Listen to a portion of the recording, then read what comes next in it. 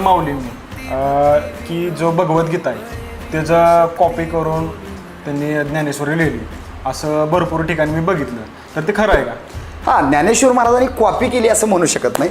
म्हणजे भगवद्गीतेवरती मराठीत भाषांतर करून जनमानसांना, मागाशीच मी तुम्हाला सांगितलं की वारकरी संप्रदायामध्ये संतांनी जे वारकरी संप्रदाय वेगळा असा का वाटतो, तर जी प्रकार संस्कृत भाषा होती, सामान्यांपर्यंत ती पोचत नव्हती.